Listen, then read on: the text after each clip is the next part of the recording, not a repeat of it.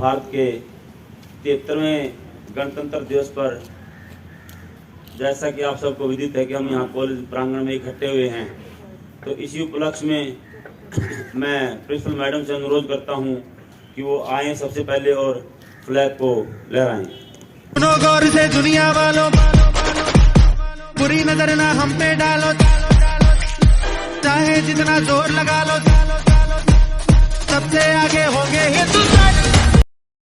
जन गण मन अधिनायक जय हे भारत भाग्य विधाता। पंजाब सिंध गुजरात मराठा द्राविड़ उत्कल बंगा, विंध्य हिमाचल यमुना गंगा उच्चल जलधि तरंगा।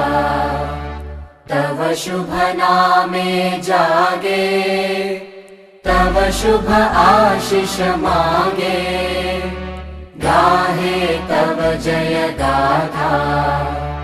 जन गण मंगलदायक जय हे भारत भाग्य विधाता।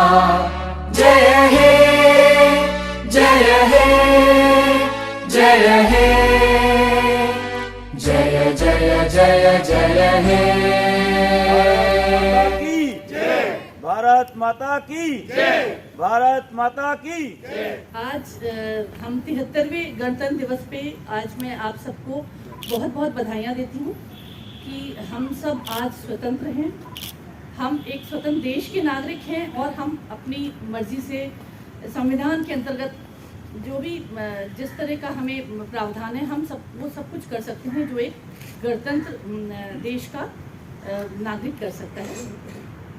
आइए हम सब मिलकर सबसे पहले तो नमन करते हैं उन वीर शहीदों को जिन्होंने हमें अपने प्राणों की आहुति दी और स्वतंत्रता आंदोलन इतने दिन तक चलाया और अपनी जान निछावर करके हमारे देश को स्वतंत्र किया। हम उन सब वीर सपूतों को नमन करते हैं, उनको बहुत बहुत उनको याद करते हैं जिनके कारण आज हमारे देश की सीमाएं सुरक्षित हैं।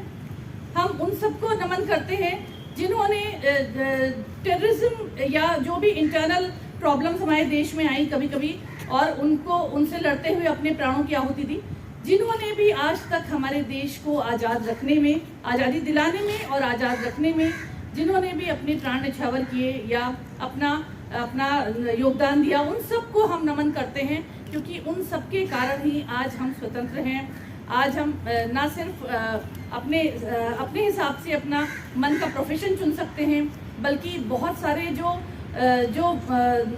जो लोग ऐसे हैं जिनको कमी है किसी तरह की, उसको हम एक हमारा जो संविधान के प्रावधान हैं अलग अलग, उनमें हम जो पिछड़े हैं या जो कमज़ोर हैं उनके लिए बहुत सारे प्रावधान हैं और उनको भी ऊपर उठाने का हम कार्य कर रहे हैं।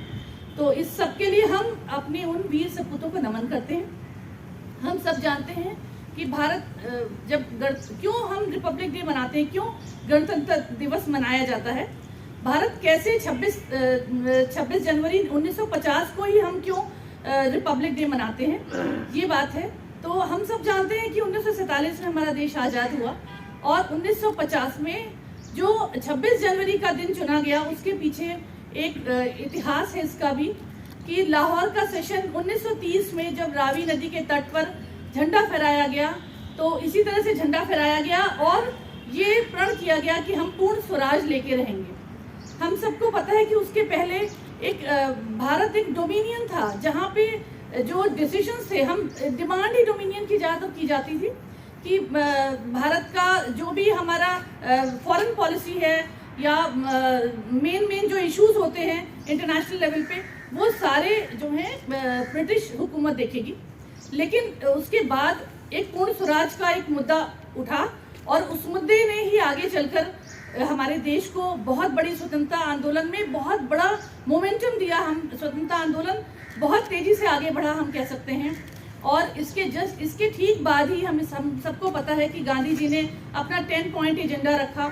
उस 10 पॉइंट एजेंडे को जब वायसरॉय ने ठुकराया, उसके बाद हमने सविनय अवज्ञा आंदोलन उन्होंने चालू किया, जिसके बाद एक और बड़े मतलब लार्ज स्केल पे लोग इस स्वतंत्रता आंदोलन के साथ जुड़े और इसका परिणाम ये रहा कि सुभाष चंद्र बोस जी और नेहरू जी और बाकी बहुत सारे नेता आगे आए और हम सब जानते हैं उन सब ने खूब मिल करके स्वतंत्रता आंदोलन में अपने विचार रखे या अपना कंट्रीब्यूशन दिया और जिसके परिणाम स्वरूप हम आज आज़ाद भारत के नागरिक हैं। आज तो हम कह सकते हैं कि जिस तरह हम सबको पता है कि नेताजी ने भी INA की स्थापना की, फिर गवर्नमेंट इन एग्जाइल बनाई, मतलब उन्होंने उनका बहुत कुछ कंट्रीब्यूशन था, हम सब उन्हें याद करते हैं। उनके साथ ही साथ हम लाला लाजपत राय या और बहुत सारे खुदीराम बोस, चंद्रशेखर आज़ाद,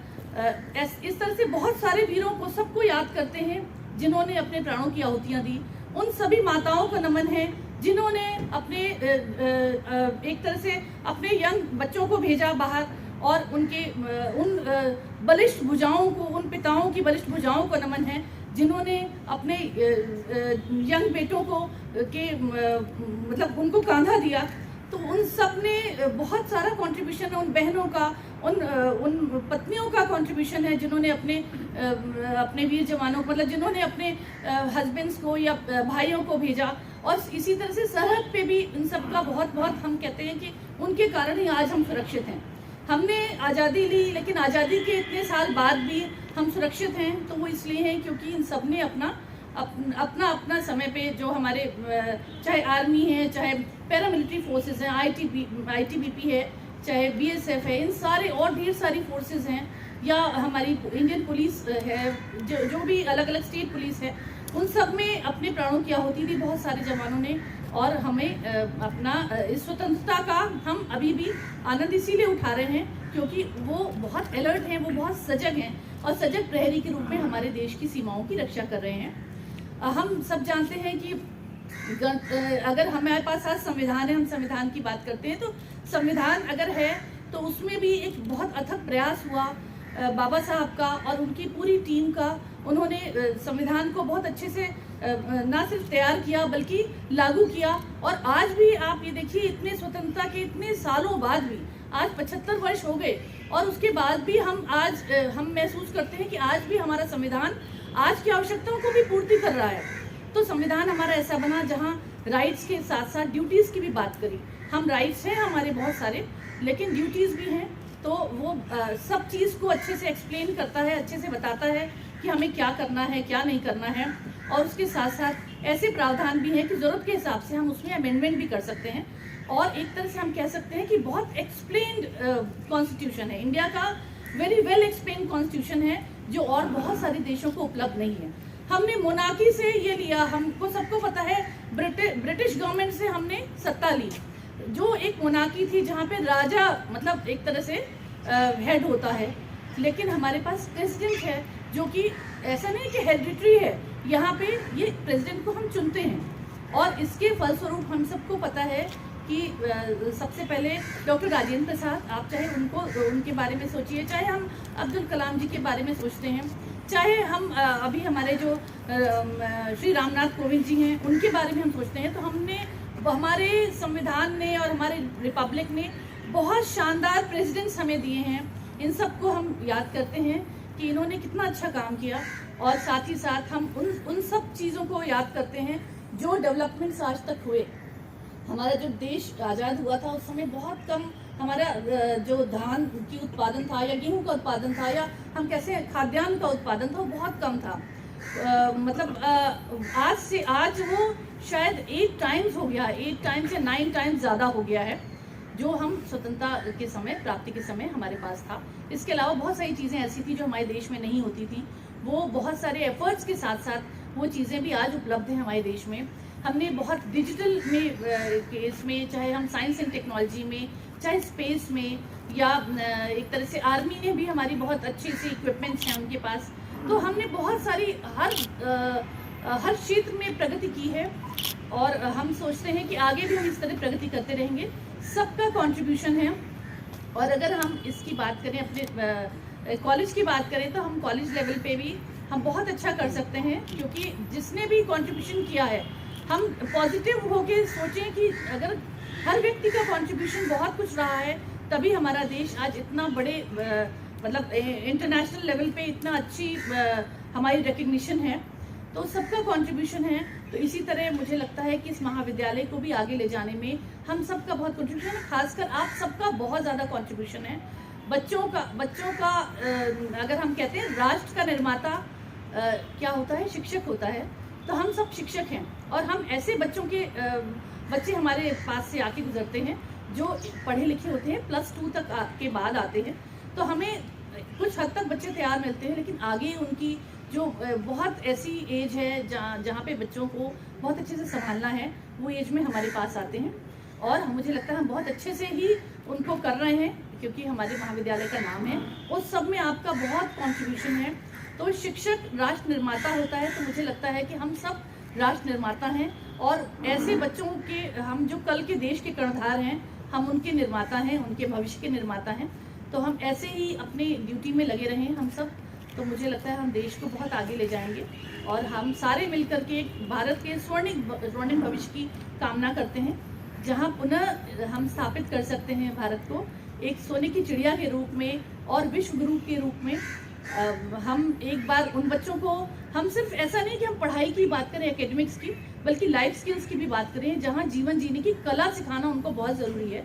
हम जब बच्चों से इंटरेक्ट करते हैं तो उन्हें जीवन जीने की कला बताएं। ज़रूरी नहीं है कि बच्चा कोई बहुत अच्छा पढ़ने में ही हो, वही बहुत अच्छा कर ले। बच्चा हर क्षेत्र में होना चाहिए, खासकर उसे जो विपरीत परिस्थितियां होती हैं उसमें कैसे गुजरना है, उससे इसकी कला आनी चाहिए। तो उनमें इस तरह की एक क्षमता होनी चाहिए, ऐसी विकसित करनी क्षमता जो उनको इन विपरीत परिस्थितियों से निकाल सके। ये बहुत ज़रूरी है आज के समय में, क्योंकि बहुत अच्छे बच्चे भी बहुत घबरा जाते हैं, तो वो भी हमें देखना है।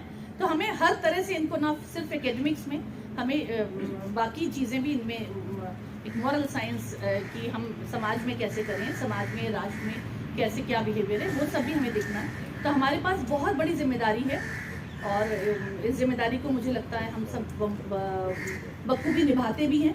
तो आइए हम सब मिलकर पुनः एक बार सारे शहीदों को नमन करते हैं।